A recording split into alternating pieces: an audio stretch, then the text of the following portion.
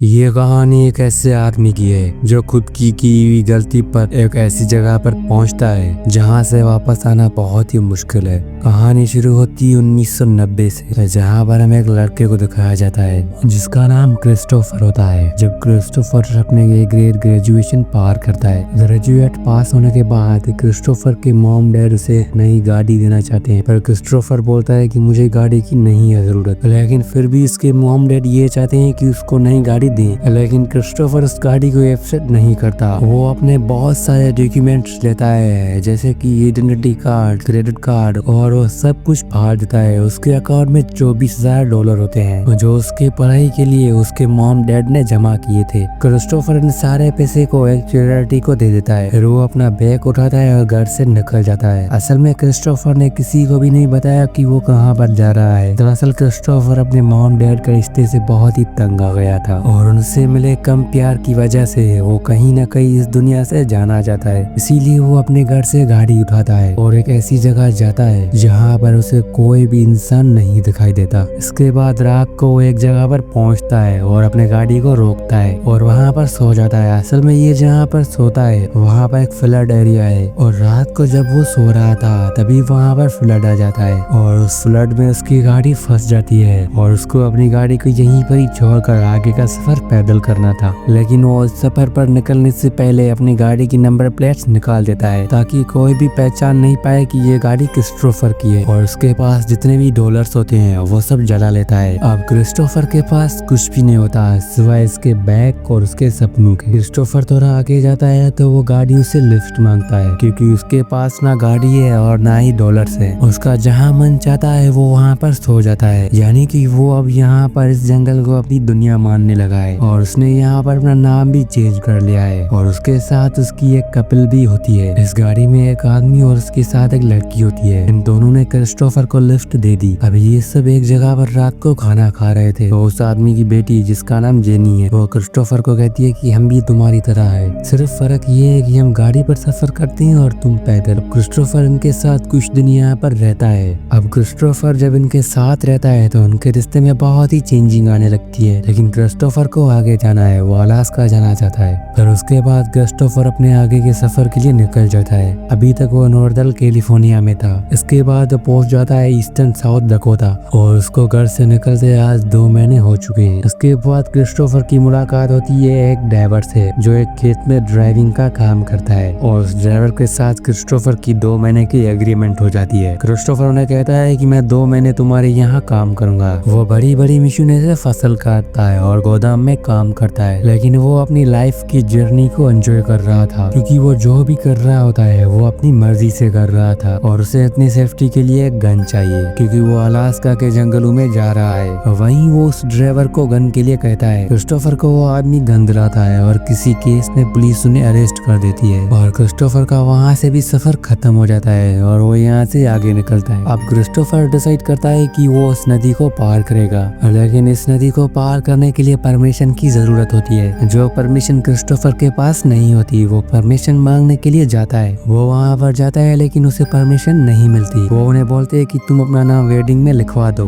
और जब तुम्हारा नंबर आएगा तो तुम जा सकते हो। और जब क्रिस्टोफर अपनी वेडिंग लिस्ट देखता है तो उनका नंबर 12 साल बाद होगा। वो सोचता है कि 12 साल इंतजार करना पड़ेगा सिर्फ एक नदी पार करने के लिए। इसके बाद क्रिस्टोफर बिना परमिशन के उस नदी में अपनी बोट लेकर कूद जाता है। वो आगे जाता है तो उन्हें एक कपल दिखाई देती है। वो उन्हें कहती है कि तुम इस नदी के सहारे मेक्सिको भी जा सकते हो, लेकिन तभी वहाँ पर पीछे से पुलिस आ जाती है जो कि इन्हें पकड़ना चाहती है। लेकिन क्रिस्टोफर यहाँ से निकल जाता है। वो उस झील के सहारे सीधा मेक्सिको पहुँच जाता है, लेकिन मेक्सिको पहुँचने से पहले उन्होंने रास्ते में बहुत वक्त बिताया था। अब सफर के दौरान उसे एक गुफा मिली थी जिसमें उन्होंने 36 दिन बिताए थे और वहाँ देखकर वो नेचर को बहुत ही करीब से देखने लगता है। इसके बाद वो दोबारा शहर पहुँच जाता है और शहर पहुँचने के बाद उन्हें बहुत ही घुटन महसूस होती है और वो शहर छोड़कर दोबारा अपने आगे के सफर के लिए निकल जाता है। इस बार वो ज्यादातर अपना ट्रेनों में सफर करता है क्योंकि अब इनके पास पैसे नहीं होती, वो मालगाड़ी का सहारा लेता है। लेकिन इस बार उससे रेलवे पुलिस पकड़ लेती है, जिसके बाद वो पुलिस उन्हें बहुत ही मारती है। और कुछ दिनों के बाद क्रिस्टोफर अपना ट्रैवल फिर से स्टार्ट कर देता है। वो लोगों से लिफ्ट मांगने लगता है। अब वो आगे सफर करते हुए एक स्लेब सिटी पर पहुंच जाता है और यहाँ पर उनकी मुलाकात होती है जेन और एनी से। और ये वही कपल होते हैं जो उन्हें घर से निकलने के बाद पहली बार मिले थे। क्रिस्टोफर की मुलाकात एक को लड़की के नाम से होती है जो क्रिस्टोफर को बहुत ही पसंद करती है, लेकिन क्रिस्टोफर का उसमें कोई भी इंटरेस्ट नहीं होता। और उसकी दो वजह होती है, एक तो उसकी एज बहुत ही कम होती है और साथ में क्रिस्टोफर को अपना सफर पूरा करना है, मतलब कि उन्हें अलास्का जाना है और यही इनका मेन गोल होता है। और अब कुछ दिन वहाँ गुजरने के बाद वो अपनी अलास्का के सफर के लिए निकल जाता है और वो सफर के दौरान अपना कैंप सेंटन सिटी में लगाता है। कैंप में 2 महीने रहने के बाद उसकी मुलाकात एक बूढ़े आदमी से होती है जिसका नाम रॉन फ्रेंस होता है। रॉन फ्रेंस एक रिटायर FBI एजेंट है, लेकिन अब वो लेदर कंपनी में काम करता है। इस आदमी को क्रिस्टोफर इंटरेस्टिंग और बहुत ही अच्छा लगता है। और रॉन फ्रेंस उन्हें बताता है कि कार एक्सीडेंट में उसकी सारी फैमिली मर गई। यहाँ पर वो क्रिस्टोफर को लेदर का काम भी सिखाता है। क्रिस्टोफर अपने के लिए एक लेदर बनाता है जिसमें वो अपनी सारी जर्नी लिखता है। अब क्रिस्टोफर यहाँ पर 2 महीने रहने के बाद ये डिसाइड करता है कि वो अलास्का जाएगा, लेकिन अलास्का यहाँ से बहुत दूर नहीं है। लेकिन रॉन फ्रांसिस ये नहीं चाहता कि क्रिस्टोफर यहाँ से आगे जाए। वो क्रिस्टोफर को बोलता है कि तुम यहीं पर रुक जाओ और मेरे पोते बन जाओ। क्रिस्टोफर बोलता है कि मैं तुम्हारी इज्जत करता हूँ, लेकिन मुझे अपना सफर पूरा करना है और जब मैं अलास्का से वापस लौटूंगा तो मैं तुम्हारे पास आऊंगा।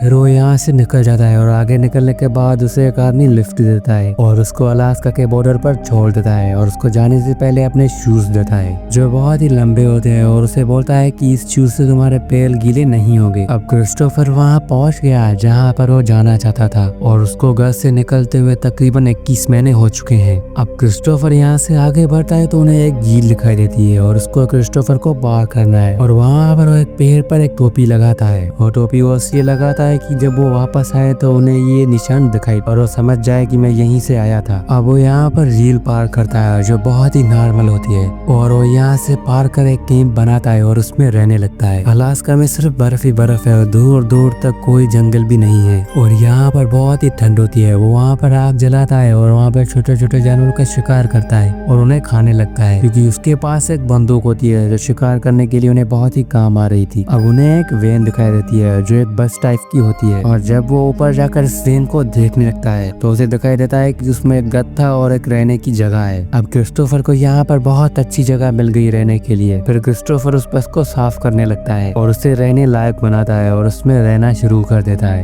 अब क्रिस्टोफर वो जिंदगी जी रहा था जो वो जीना चाहता था और वो वहाँ पहुँच गया जहाँ वो आना चाहता था। क्रिस्टोफर की एक खास आदत होती है, वो पढ़ता भी ज्यादा है और लिखता भी बहुत ज्यादा है और वो उस जर्नी में अपना एक्सपीरियंस शेयर करते हुए बहुत कुछ लिखता है ताकि उसका जो भी एक्सपीरियंस था वो हमेशा उसके साथ रहे। आने वाले दिन इनके लिए बहुत ही अच्छे थे अलास्का में, लेकिन जब धीरे धीरे वक्त गुजरता है तो उनके खाने की सप्लाई भी खत्म होने लगती है। अब वो वहाँ पर कम से कम खाना खाता है जिसकी वजह से उनका वजन भी धीरे धीरे कम हो रहा था। जिस बेल्ट को उन्होंने पहना था वो उस बेल्ट को बार बार छेद करता है क्योंकि उसकी कमर धीरे धीरे पतली हो रही है। इसका खाना धीरे धीरे खत्म हो रहा था। वो ये डिसाइड करता है कि मैं किसी बड़े जानवर को मारूंगा और उसमें से बहुत दिन तक खाना खाऊंगा और वो एक बड़े जानवर का शिकार भी करता है, लेकिन जो उसने सोचा था वो उनसे नहीं हुआ। उस शिकार का सारा मीट सड़ने लगता है जिस बात से क्रिस्टोफर बहुत ही परेशान हो जाता है। अब क्रिस्टोफर यहाँ पर कुछ हफ्ते रहता है तो उन्हें एक एहसास होता है, वो ये समझता है कि खुशियाँ सिर्फ अपने लोगों और अपनी फैमिली के साथ मिलती है। इसीलिए वो डिसाइड करता है कि अब वो यहाँ से वापस जाएगा। वो अपना बैग पैक करता है और यहाँ से वापस जाने लगता है। फिर वो वापस आता है तो उस झील को देखता है जिससे वो पहली बार यहाँ से निकला था और इस बार उस नदी का बहाव बहुत ही तेज हो गया था और उसे पार करना लगभग नामुमकिन है। वो उस झील में गिर जाता है और मरते मरते बचता है। इसके बाद वो वापस उस बस में आ जाता है और आगे के दिन वो उस बस में ही गुजारता है। क्रिस्टोफर को यहाँ पर कुछ हफ्ते हो गए हैं और इसका सारा खाना खत्म हो गया है और अब इनके पास जंगली पेड़ों को और पेड़ पौधों को खाने के अलावा इनके पास कोई भी रास्ता नहीं है। और उसके पास एक किताब भी होती है क्योंकि वो जंगल में हर एक पौधे को नहीं खा सकता। इसके बाद वो अपने खाने के लिए पौधों को तलाश करना शुरू कर देता है और वहाँ पर उन्हें एक पौधा मिलता है जिसका नाम व्हाइट फ्लैट होता है और वो वहाँ पर व्हाइट पोटैटो खा लेता है जिसकी वजह से इसकी बॉडी में बहुत ही कमजोरी होती है। उसकी बॉडी पहले से ही कमजोर थी और अब इस पौधे को खाने के बाद वो बहुत ही कमजोर हो गया। उसके अंदर इतनी हिम्मत भी नहीं थी कि वो अपने लिए कुछ खाना अरेंज कर पाए। क्रिस्टोफर को अलास्का में पूरे 100 दिन हो गए हैं। जो वो चाहता था वो उसने कर दिया, लेकिन अब वो बहुत ही कमजोर हो गया और उस पौधे को खाने के बाद वो धीरे धीरे मर रहा है और वो अपने जिंदगी के आखिरी दिनों में वो एक जर्नी लगता है। Happiness only where happy share. अब क्रिस्टोफर को पता चल जाता है कि ये दिन इनके जिंदगी की आखिरी है, तो वो वहाँ पर अपने बिस्तर पर लेट जाता है, जिसमें वो दुनिया के लिए लिखता है, I have dead a happy life and a thank the God, goodbye and may good deals all